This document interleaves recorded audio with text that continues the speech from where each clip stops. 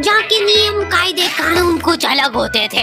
इस जेल के कैदी डेली अपने घर से बस्ता टांग के यहाँ पे आते हैं दिहाड़ी करने। कई माँ बाप उनके बच्चों को खुद इस जेल में फेंक के जाते हैं ताकि उनका बच्चा जिंदगी में एक सक्सेसफुल दिहाड़ बन सके। दरिंदे रोक दे बच्चा। मैं अपनी दिहाड़ी करने वैन से जाता था। हमारी वैन वाले ड्राइवर का नाम था भैया जी।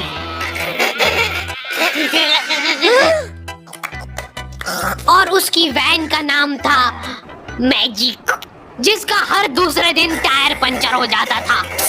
बच्चे लोग स्कूल जाके पढ़ना सीखे ना सीखे, टायर पंचर बनाना जरूर सीख जाते थे। लेकिन भैया जी से मेरा अलग अटैचमेंट था। उनसे मेरे को दिल से नफरत थी। ये आदमी सुबह 5 बजे आके मेरे घर के सामने हॉर्न बजाता था। अरे भैयू, ओए भैयू, जल्दी से तैयार हो जा बेटा, 5 मिनट में निकलना है फटाफट। 9 बजे का स्कूल है यार हमारा। लेकिन ये आदमी सुबह सबसे पहले आके मेरे को लेता था। उसके बाद हम 3-4 घंटे पूरे शहर भ्रमण पे निकलते थे। शहर के पूरे आखिरी कोने से बच्चे ले लेके आता था ये आदमी। जहाँ पे वैन जा भी नहीं सकती उधर कूदा कूदा के ले जाता था ये, और फिर टायर पंचर हो जाते थे। शाम पड़े वापस से हमको घर घर छोड़ के आता था ये। जिंदगी बर्बाद कर दी थी भैया जी ने मेरी। सबसे पहले लेते थे और सबसे आखिर में छोड़ते थे। लेकिन मैं फिर भी उसी वैन में जाता था, क्योंकि चमेली भी हमारी वैन में ही आती थी। और बात यह है कि वो मेरे पास ही बैठती थी, मतलब मजबूरन। उसके पास और कोई ऑप्शन ही नहीं बचता था, और मैं बचाता भी नहीं था। मैं घर पे जाते थे, जो 2-3 घंटे मेरे को सोने के लिए मिलते थे उसमें सोता नहीं था, और मैं प्लानिंग करता था कि कैसे चमेली सिर्फ मेरे पास बैठे। चमेली सबसे आखिर में आती थी और मैं सबसे पहले सुनसान वैन में चढ़ के बस्ता अपने पास में रख के और फसर के सो जाता था। बाकी सारे बच्चे अपना बस्ता गोदी में रखते थे, क्योंकि तुम्हारे बाप की वैन नहीं है, मतलब मेरे भी नहीं थी। पर मेरे ऊपर भैया जी को तरस आ जाता था कि बेचारा 5 बजे से आया है, तो वो सोने देते थे। अरे कैसे चला रहा है ये गाड़ी? रुक जा, गाड़ी चलाना नहीं आती क्या? देखो, आदमी इतना तभी चिढ़ता है जब उसकी जिंदगी में कोई लड़की ना हो। नहीं है ना? नहीं, मैं समझ सकता हूँ लड़की ना होने का दुख दर्द। मैं भी किसी जमाने में लड़कियों की तलाश में गली मोहल्ले भटकता था। फिर एक दिन मेरे पास से वो निकली। जैसे ही मैंने हैपन खोल के देखा, उसकी आईडी मेरे फोन पे चमक रही थी। हैपन ये एक रियल लाइफ डेटिंग ऐप है। यहाँ पे तुमको वो लोग मिलेंगे जो तुम्हारे आस पड़ोस से निकले हो कभी न कभी। 100 किलोमीटर दूर रहने वाले लोगों से बात करके फायदा ही क्या जब तुम मिल ही ना पाओ। और अगर तुम्हारी घिनौनी शक्ल देख के यहाँ पे तुमसे कोई प्यार मोहब्बत नहीं भी करता है, तो तुम फ्रेंडशिप तो कर ही सकते हो फिर भी। So go and check it out happen. Link is in the description. लेकिन मैं सोता नहीं था, मैं आंख बंद करके चमेली के घर का इंतजार करता था। तो क्योंकि चमेली आखिरी में आती थी, तो वैन पूरी पैक पुक हो रखी होती थी, बच्चे बाहर उबल रहे होते थे, और मैं अपना बस्ता पास में रख के एक्टिंग देखो एक्टिंग। और जैसे ही वो आती थी, हड़बड़ाना नहीं, ऐसे टाइम पे हड़बड़ाते नहीं है कि फटाफट बैग उठाया और आओ इधर बैठो जल्दी। मत करना ये हरकत, भाग जाएगी वो। ठरक नहीं झलकना चाहिए जरा सी भी, एकदम सटल रखना है। क्या हुआ? और कई जगह नहीं है क्या? तेरे मुंह में मूत दूंगा मैं। अच्छा ठीक है, इधर ही बैठ जाओ। देख रहे हो एक्टिंग, देखो तुम लौंडे की। ना जाने कौन सी नशीली खट्टी मीठी खुशबू लगा के आती थी चमेली। आज तक उसकी खुशबू है मेरी नाक में। मैं वो खुशबू का पूरा मजा ले ही रहा होता हूँ, इतने में एकदम भभका बास आती है जनेका से। जैसे ही मैं बाहर जागता हूँ, मरा हुआ कुत्ता पड़ा है वहाँ पे। एक काली कार शुक करके निकली और मेरे बच्चे को मार दिया। कैसे करके निकली? शुक। ऐसे नहीं निकली थी, मैं यहीं पे खड़ा था, वो कार आई थी और जैसे ही वो बच्चा नीचे आया तब वो खड़ा, वो बच्चा चिल्लाया और फिर कार करके भाग गई। उधर कुछ बच्चे ऑटो रिक्शा से भी आते थे स्कूल। ऐसा लगता था कि पूरे स्कूल के बच्चे इस एक ऑटो रिक्शा में ठूस ठूस के ले जाता है वो। मेरे ऑटो वाला और भैया जी दोस्त थे। और अब ये बीच सड़क पे रेसिंग लगवा रहे हैं। इनकी गाड़ियां उबला रही है बच्चों से, फिर भी नहीं मान रहे ये लोग। मैं जीतूंगा। स्कूल जाके वो पीछे मुलट के देख रहा है तो एक बच्चा नहीं बचा उसके ऑटो रिक्शा में। हमारे भैया जी बेचारे पीछे से उनके गिरे हुए बच्चों को उठा उठा के ला रहे थे। ये सब हरकतें करके हम लोग जैसे तैसे कैद खाना पहुंच जाते हैं। सुबह 5 बजे से निकलने के बावजूद हम लोग लेट पहुंच रहे हैं वहाँ पे पहुंच के हमने देखा कि 4 लौंडे मरे हुए पड़े हैं जिनको डॉन ने मारा है। डॉन हमारे स्कूल के इंचार्ज थी। डॉन का कद छोटा था और पेट मोटा था और आश्चर्य की बात यह है कि समय के साथ उसकी हाइट कम हो रही थी। मतलब बड़े नहीं बड़े वो चलता है एक बार को, पर इसकी कम हो रही थी। डॉन बहुत स्ट्रगल करके कार से स्कूल आती थी खड़े होके, क्योंकि बैठ जाए तो उसको सामने की सड़क नहीं दिखती थी। वो अलग बात है, खड़े होके भी पूरा नहीं दिखता था। हर रोज 2-4 कुत्ते कुचलते हुए आती थी वो। फिर मेरे को समझ आया कि रास्ते में जो कुत्ते दिखे थे वो डॉन इस कैद खाने में छत पे बैठी रहती थी स्नाइपर लेके। कोई भी कैदी कुछ गलत गतिविधि करता हुआ दिखता था तो वहीं पे, मैडम इनकी लाश का क्या करना है? अरे ये तो आपको पता ही है। कहाँ रह गए थे यार झमू दीदी? फटाफट ये खून वून साफ करो। झमू दीदी बुलेट से स्कूल आते थे और ये अफवाह फैली हुई थी पूरे स्कूल में कि उनके घर पे मर्सिडीज भी है। लेकिन झमू दीदी हम्बल रहना पसंद करते हैं।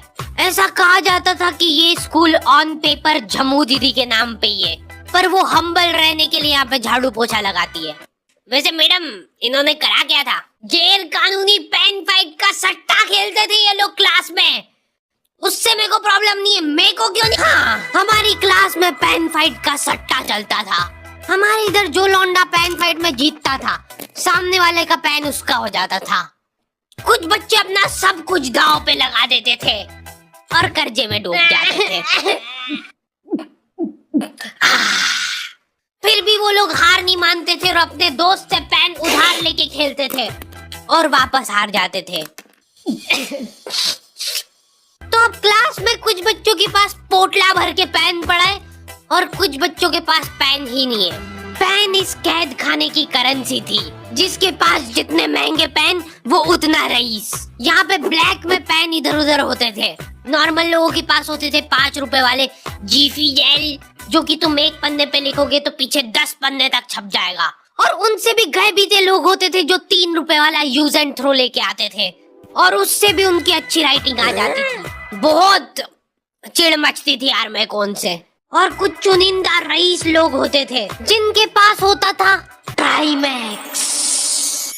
हर बच्चे का सपना होता था कि उसके पास एक ट्राइमैक्स हो, साथ में आसपास 2-4 लड़कियां हो। मेरे को प्लीज मेरे को यहाँ पे ऑटोग्राफ दे दो। ये लो ट्राइमैक्स किंग के ये ट्राइमैक्स। क्या बात कर रही है? सही में एकदम रईस लोग ही अफोर्ड कर पाते थे ट्राइमैक्स। वो बाबड़े भी एक अक्षर लिख के रिफिल खोल के देखते थे। खाली हो रही है तो एक बार एक रईस बच्चे का ट्राइमैक्स चोरी हो गया। पूरे स्कूल में हाहू मच गई थी।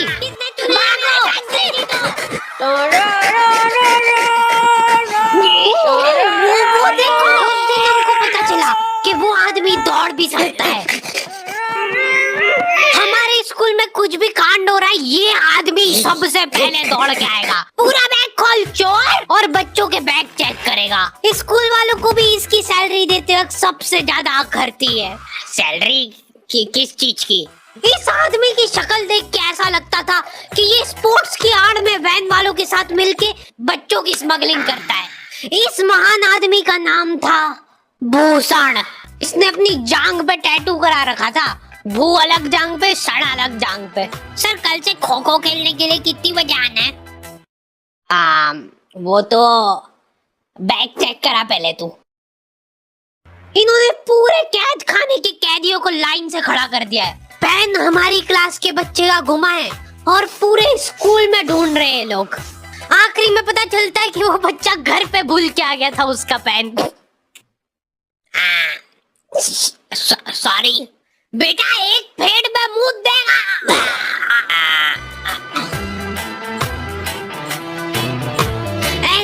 नमूने बच्चे थे हमारे स्कूल में, और टीचर लोग उनसे भी गए बीते थे।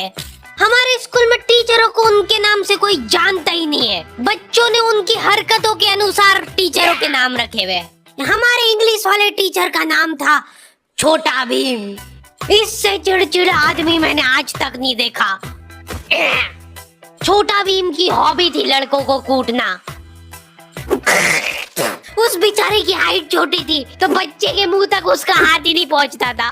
बेचारा उचक उचक के मारता था, फिर भी कमर तक ही हाथ पहुंच पाता था उसका। एक पॉइंट पे मेरे को ऐसा लगने लग गया था कि उसको सैलरी लड़कों को कूटने की मिल रही है। कभी किसी बच्चे को बहुत ज्यादा मार दिया, घायल हो गया वो बेचारा, ये लो आपका एक्स्ट्रा बोनस। होमवर्क तुम्हारा बाप करेगा क्या? सर मेरे पापा मर गए, तू भी मर जा। ये लो।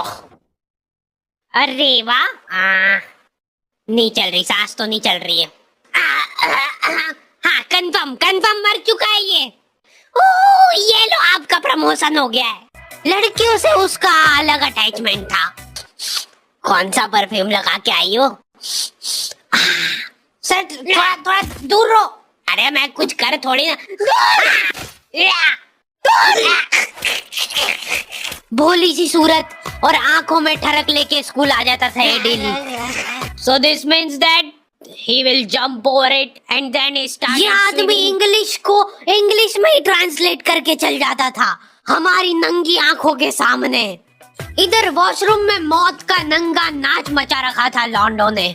4 लॉन्डे दिन भर वॉशरूम में जाके खड़े हैं, कुछ भी नहीं कर रहे वो लोग वहाँ जाके। उनको बस मन की शांति मिलती है वहाँ जाके। अगले दिन उन चारों ने प्लानिंग करी, कुछ तो प्रोडक्टिव करते यार वहाँ जाके। अगले दिन वो सब पानी की बोतल लेके गए। अब वो पानी पी पी के हाथों हाथ मूत रहे हैं। और ये टीचर लोगों को प्रॉब्लम क्या है, बच्चे अगर वॉशरूम जा रहे हैं तो एक गया है तो अभी दूसरा नहीं जा सकता है। क्यों? तुम्हारे घर की लेटरिन थोड़ी ना है वो कि एक टाइम पे एक जना यूज कर सकता है। मान लो वो 2 जने अगर वॉशरूम में मिल गए तो वो क्या कर लेंगे ज्यादा से ज्यादा? भाई यहाँ का बल्ब निकाल लेते हैं ना। हाँ निकाल लो, फीस भरी अपन ने। लॉन्डो को ऐसा लग रहा है कि इन्होंने फीस भर के पूरा स्कूल खरीद लिया है। 10 लॉन्डे कॉरिडोर में छाती चौड़ी करके चल रहे हैं प्रिंसिपल के सामने। प्रिंसिपल को इग्नोर कर रहे हैं ये लोग। इनको ऐसा लग रहा है कि इन्होंने फीस भर दी है तो प्रिंसिपल इनके पैर पड़ेगी। उनमें से आधों ने फीस भरी भी नहीं है। हमारा स्कूल बिल्कुल सेफ नहीं था। हमारे वॉशरूम में चोरियां हो जाती थी यार। बल्ब चोरी करने के बाद सब लोग अंधेरे में मूत रहे एक दूसरे के जूते पे। उधर उधर कर। उसके बाद पूरे वॉशरूम में कुछ दिख नहीं रहा है चोरी करने का। तो ये लोग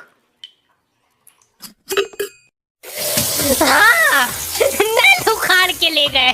नल कौन ले जाता है? कभी वो मछली वाले साबुन चोरी हो जाते थे, कभी ये फिनाइल की सफेद गोली को माउथ फ्रेशनर समझ के खा जाते थे।